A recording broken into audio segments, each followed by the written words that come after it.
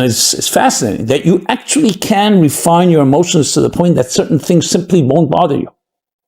The things that bothered you yesterday or a while back will not concern you now. We human beings pride ourselves with our intelligence, with our minds. Look at the scientific breakthroughs, the breathtaking technologies in medicine, in every other field and area. We've conquered the universe. We've tamed the elements.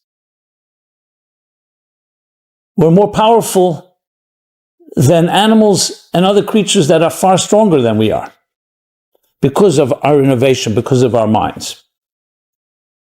And yet, there's a tremendous question that has to be answered. What is intelligence? Someone can be book smart, but have no common sense. Someone can have a high IQ, but be emotionally immature. So recently we hear about emotional intelligence, EI. For intellectual intelligence is II, emotional intelligence is EI, and then of course there's AI, artificial intelligence, which is not the topic and scope of our discussion here. And actually one of the great challenges in AI is, can we make artificial intelligence emotionally intuitive?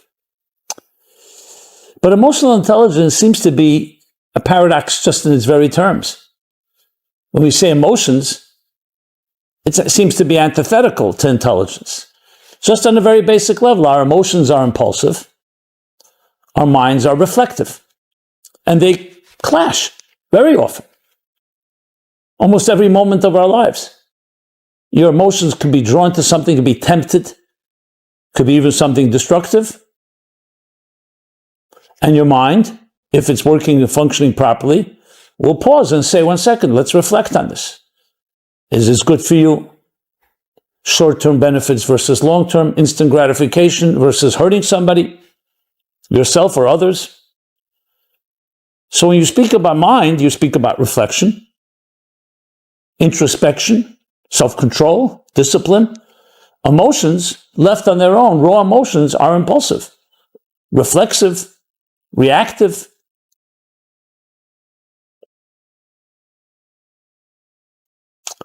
And yet, we see there are people who have not just brain power, in the sense they can understand things well, but also have a level of human understanding. They get people. And very often, that doesn't always come together. Some of the most brilliant scientists are known for their absent-mindedness, for their carelessness, even callousness when it came to human relationships. Because the fact that a person has a high IQ, the fact that a person is brilliant or a genius, does not guarantee that their emotions are also mature. And indeed, the way the Kabbalists and the mystics put it, which is actually a very powerful psychological model that goes back literally thousands of years, that in general there are 3 stages of human development. And the cognitive and the emotional do work hand in hand. When you look at a newborn child, their primary way of functioning is reflexive, behavioral. That's how they're wired. Impulsive. Child is hungry, then let us know. When it's tired, when it's in pain. We don't know much about the child's consciousness because you can't interview a newborn. But much has been observed. But we do know that as months pass, the child begins to recognize things and can respond. You take 2-3 years, and a child does have an emotional makeup. The child can respond, can begin to speak and say thank you, please. You can't expect that of a young child, of a newborn, to have a relationship, but the relationship begins to develop. Yes, it's still on a childish level. But as the years roll on, what you see is the emotions are developing as the mind develops. Now, in a healthy circumstance, I have to qualify that because you can also have a child growing up in an unhealthy environment, and that skews and can distort things. But in a healthy environment, what you have happening is that as they both grow together, the child's mind begins to regulate and in a way harness the emotions. And part of education is doing exactly that. We're not talking about going against the emotions, but you don't just grab something from someone. You share, you show gratitude. Other behavior that we teach a child that the mind understands, still in the younger age, that's called immaturity. The child is still controlled by its emotions. So then comes stage 3, where the mind begins to actually can exert control over the emotions. Now, this doesn't mean everybody employs that faculty. The fact of the matter is, yes, most adults are not going to just throw a tantrum in the public. That's because of their own shame, and they're embarrassed to do that. But they could be having a tantrum within. Think of people who just get insulted, or road rage. You can be a very mature adult and a brilliant person. Someone cuts you off, and you can lose it. So an intelligent person will more or less control it. So in other words, we still can be immature emotionally, but our minds at least are controlling it. A child can't even control it. But then there's actual real maturity, where it's not just that you're internally immature and you're just not expressing it. You're not going to get on your hands and knees and start scratching and biting like a newborn, like a young child would. But internally you may be doing that, but the emotions actually do mature into becoming more refined emotions. That which did not bother you when you were 5 years old, that which bothered you when you were 5 years old does not bother you now. In a real way. Not just that you subdue it or you just conceal it. Think of a little kid coming over to you and giving you a scratch or starting to kick you. In most likelihood, a mature adult is not going to get down on their hands and knees and start kicking back. And not even want to do that. It's not in your league. That's because your emotions have developed. This is a child. Now, if an adult may do it, you may react emotionally as well. So there are stages in this development to the point, and it's fascinating, that you actually can refine your emotions to the point that certain things simply won't bother you. The things that bothered you yesterday or a while back will not concern you now. Why? Because your emotions have developed with your mind, and they're commensurate to each other. It's not like your mind has grown and chronologically you're an adult, but emotionally you're still a 10-year-old. Now, does this mean we're perfect? We all will have moments. Everybody has moments. Things overwhelm us. We have grief, tragedy, other things. So it's not about completely shutting down our emotions. Actually, that's not even healthy. So what do we come away from this? That initially, yes, the mind and the emotions can be antithetical. And very often they are. But there's also something where they work together, like in harmony. Think of the mind as the processor, the researcher. So let's say you meet someone, you go on a date with a prospective date that you perhaps want to marry. But you don't know. So what do? You date. You have conversations, interactions. You see how another person reacts. And what are you doing? Essentially, you're researching. I mean, I don't like that, use that word in this context, but that's what you're doing. Your mind is thinking and trying to figure out. Now, you may be emotionally attracted or drawn to this person, but a mature person is not going to just follow that because you want to know more about the person. You don't just want to know whether there's just a physical or sexual attraction. You actually want to know whether this person is the right one for you. We can be attracted to a lot of things that are not necessarily for us. So your mind, and again, in the healthiest circumstance, is working to looking at it. And it's through conversations, it's through discussions. You're probing.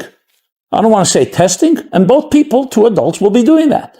After a while, when your mind says, this is a quality person, so you slowly, your emotional defenses slowly go down, and you open up a little more.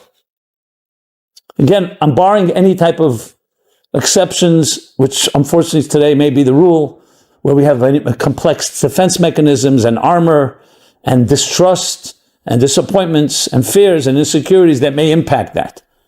So I'm trying to just talk about something. Let's isolate that for a moment. I'm not suggesting it's not important, but just to discuss it in a more focused way. So what are we dealing with here? Your mind is basically telling your emotions, hey, someone worth continuing to see. And slowly, slowly, you start recognizing whether you trust this person, whether you emotionally connect. Can you be vulnerable with this person? Can you trust them? And that's far more when so your mind essentially is like the captain of the ship, guiding, directing, the steward. And the emotions are the ship itself, the experience. Now, mind itself is like a computer. It can crunch data, crunch numbers, and give you all kinds of conclusions, but it can't tell you I like it or I don't like it. You could say it's worthy to be liked. This is a person that's worthy to marry. This person is worthy to have a business relationship with, if it's a business interaction. But then the actual relationship is the interaction, which is far more than the mind. And in the healthy situation, they speak to each other and work well. Now, there'll be conflicts. There'll be times where the emotions can get a hold of you and overpower your mind. That's not uncommon, as I mentioned. But that's part of the negotiation between your mind and your heart. And when they work well, you have a captain that regulates and makes sure that you're not getting yourself emotionally in a situation that may not be right for you. And the emotions are open and welcome to experience it. Now, if a person experiences fears, which is emotional, the mind should be like a scout that checks things out and tells the emotions, hey, you know what? I checked it out. You don't have to be that afraid. It's like sending someone ahead of you to check out the situation and let you know, is it worth exploring? Now, in that context, if you think of it that way, what happens now is that the emotions, once they've been guided, and you have the best of your mind, and you're not living in your head in mind games, now comes the other side of the coin. The emotional intelligence. And emotional intelligence is far more than just intelligence. So how do we describe emotional intelligence? So let's start with the word empathy. You'll see people, I don't want to use sociopaths or psychopaths, but even people who are brilliant in their minds very often are emotionally immature. And one of the things lacking is empathy. As a matter of fact, very creative geniuses are known for their narcissism, for their selfishness. Empathy. I remember once hearing a little girl saw a pregnant mother, and she said to her mother, she said, "Ma, how do you have room inside yourself for another human being?" And I thought about it, and I said, some men don't even have room for someone outside of themselves. Their egos are too big. Now, this is necessarily mutually exclusive to men or women, but often a woman does have that room because also she's emotionally, her physiological being is very much like her emotional being. That's why we often attribute emotional intelligence more to women than to men. That, again, this is not a counter-sexist statement, but rather just an observation. But everybody can develop it because we all have the capacity. However, it's a little more complicated.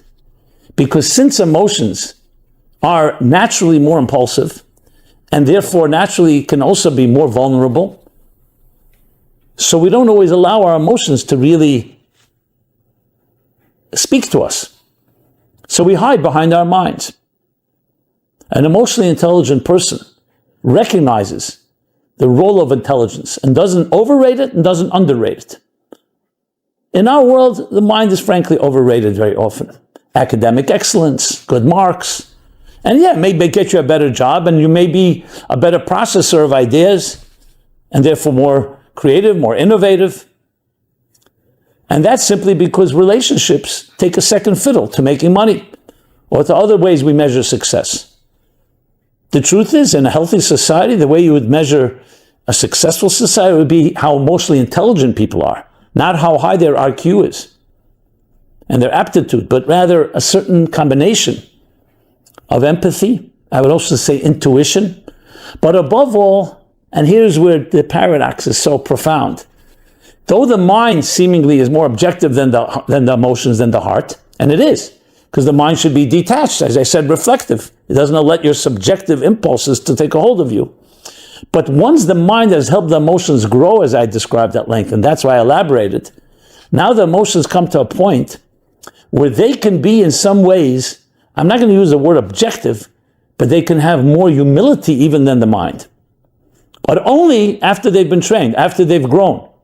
So initially, emotions are completely about you, my feelings about something.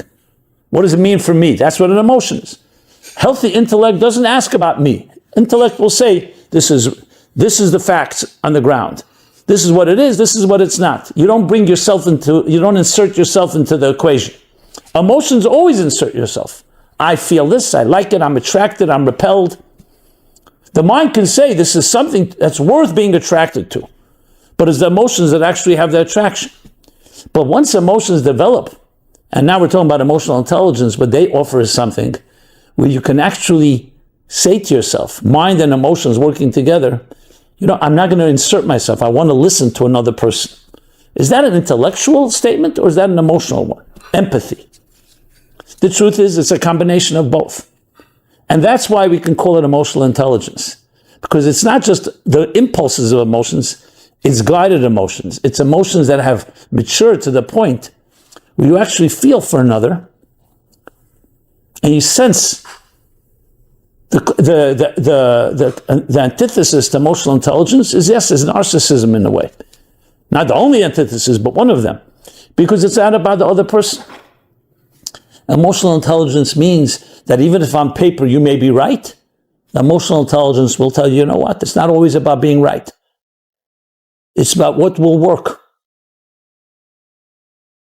It's not about winning.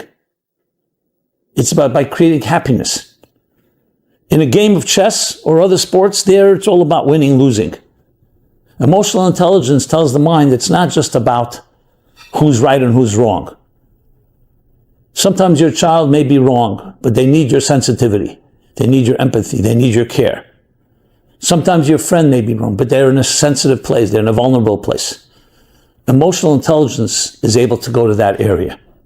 So it opens up a whole nother vista and new horizons of experience. No good sustainable relationship can exist without some emotional intelligence.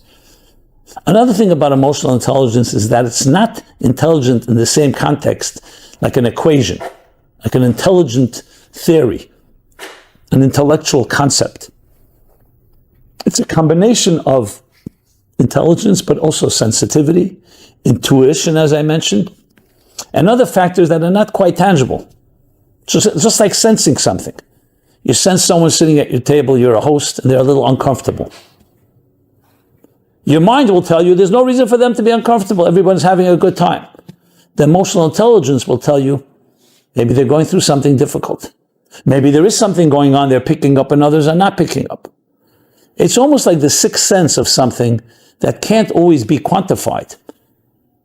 And that's why someone who's really working just on paper will say, well, on paper it doesn't make sense.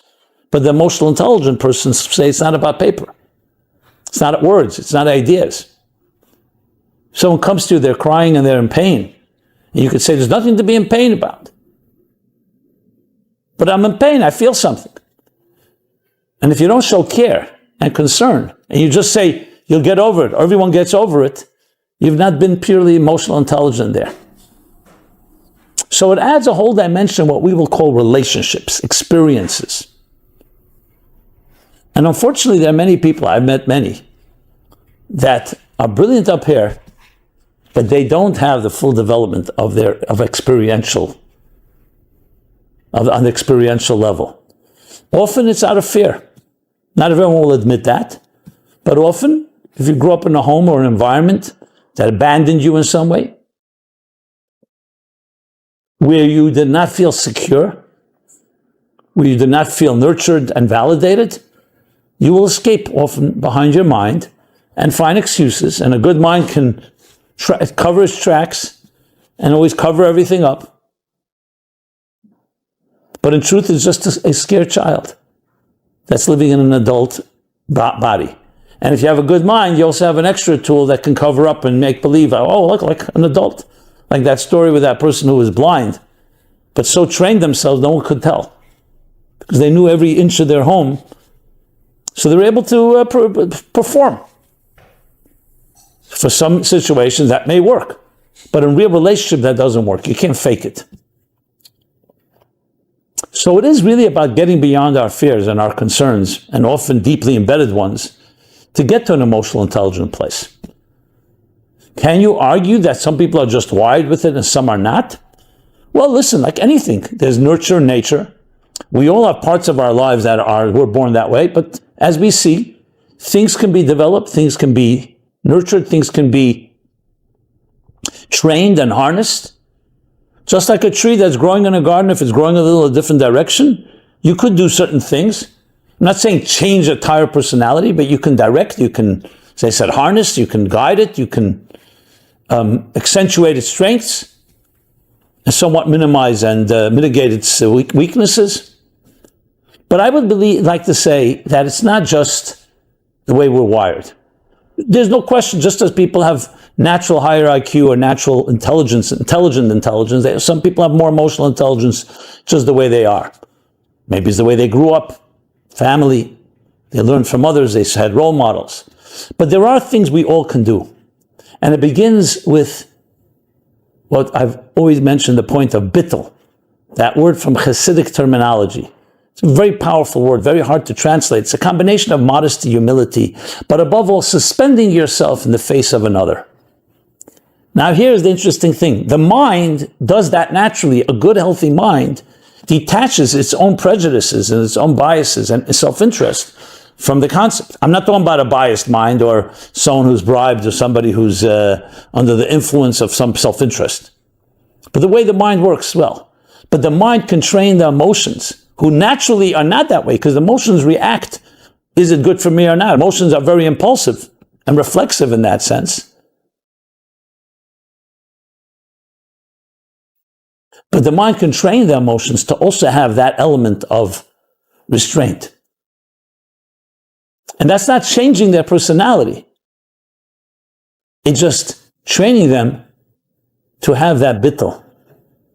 And when you do that, that's when you have the best of both worlds. Because to have it only on the reflective mind, but your emotions still remain little immature emotions that you're just simply controlling and dominating over and posing over is one thing. But to actually get the emotions developed to a point that the emotions and the mind can work together, and the emotion can say, and the mind can say to the emotion, it's not all about you. Yes, we need your empathy, we need your feelings, we need your engagement, we need you in the relationship, but it's not all about you. That's when you have, in the language of the Hasidic masters, the bittul of chokhmah, of koyach ma, the selflessness, the suspension of self to absorb something greater than yourself, being transferred to the emotions. And then your emotions have both strengths. The feeling, the empathy, which engages, and on one hand is very subjective, but also that selflessness. And that's the ultimate emotional intelligence. That's why you'll see the people who reach that level are both brilliant in their minds, but even more brilliant in their feelings. I remember once hearing a story. Chassid, his name was Rab Mendel Chaim, and he was having a discussion with the great Rab Chaim of Brisk, one of the greatest sages in the previous, the 19th century. And they were talking about a Rambam. Rambam is Maimonides. And we're discussing an intricate and complex legal issue. And Rab Mendel Chaim says to Rab Chaim that what you just said, there's a Maimonides, there's a Rambam that disagrees with what you just said. Rab Chaim looks at him and says, no, there's no such Rambam. He says, yes, there is. Rab Chaim says, listen, this is the domain of Brisk, where we come from. We know our Rambams. Rab Mendel Chaim, he went out of the room, came back, humbly, opened a Rambam, put it on the desk, and left the room. Rab Chaim looked at the Rambam, the Maimonides, and said, yeah, he's right. I missed this Rambam. Rab Mendel was right. Later, when Rab Chaim was recounting the story to his colleague, the Rebbe Rashab, the fifth Chabad Rebbe, they were friends, and Rab Mendel was a chassid of the Rebbe Rashab. He says these words. He said that Rab Mendel was a Gaon, a genius, a scholar in Rambam. I'm not surprised at that. But that he's a Gaon, he's a scholar, he's a genius in Midas Tevis, which means in his gentleness, in his kindness, in his graciousness, that I was not aware of. The fact that he walked out of the room, he didn't want to be there. Didn't want to say, hey, you see, I have the Rambam. That's emotional intelligence combined with intellectual intelligence, the sensitivity that do not lose your humanity. Not only don't lose it, become an even more refined person. Because at the end of the day, if the mind doesn't help the emotions become more refined and not just follow their own impulses, it's not really achieved its goal. So to say the mind is great, but my emotions, well, you know what? They haven't caught up yet. No, the goal is that the emotions should be guided by the maturity of the mind, that the emotions also mature to be more refined, kinder, gentler, more sensitive, more empathetic. Conclude, Bertrand Russell and Maimonides. Let's contrast them. Bertrand Russell once was found doing something very unethical, having a relationship with a student. And at Cambridge, where he was teaching, they called him in, the faculty, and said, "You're a professor of ethics. How could you behave in an unethical way?" He says, "Listen, I'm also a professor of mathematics, and I'm not a triangle." That was his response. What I do and what I teach is not necessarily consistent. Maimonides writes in his classic magnum opus, you want to know who a wise person is? Don't look at their intelligence, at their oratory skills, at their brilliance, at their ability to present a great argument, their IQ. You want to know who a wise person is? Look how they talk to others, how they walk, how they eat, how they sleep. The practical, simple things. And that's where you see the true wisdom shine. So it's not a compartmentalization where we're a mind here and your emotions and behaviors over there. There's a consistency. Will we be perfect? Obviously not. But it's a standard. Unfortunately, in the scientific world, sometimes they actually pride themselves. Hey, don't look at what I do. I'm brilliant in my mind. They disconnect the mind from behavior and from emotions. The ultimate goal is not just controlling the impulses, but refining the emotions. And there you have the ultimate emotional intelligence working with intellectual intelligence. And you see it the most blatant way. The litmus test is in relationships. Intimate relationships, personal relationships, between man and woman, between spouses, between parents and children. The areas where we are not just relying on our minds and analytics and analysis and cerebral activity, but in the relationship area. You have the capacity to reach there. Don't buy into the narrative that, no, you develop your mind, the emotions will either go along or just ignore them or they'll just do their thing. No, the emotions are there like a garden. The mind is like a gardener. The emotions are the flowers. And you can make those flowers grow and blossom and become far greater than what they were in their earlier stages, more immature stages. So there you have, hopefully I did some justice to this important topic, emotional intelligence, that we can apply to our personal lives. And with that, I'd like to conclude by giving you all a blessing that may you grow both with your minds, but above all in your emotions. This has been Simon Jacobson, Meaningful Life Center, meaningfullife.com, where you can find this and many other programs. I'd love to hear your feedback, your thoughts, your comments, your questions. And above all, please share this with others. Again, meaningfullife.com. Be blessed, and I look forward to see you again soon.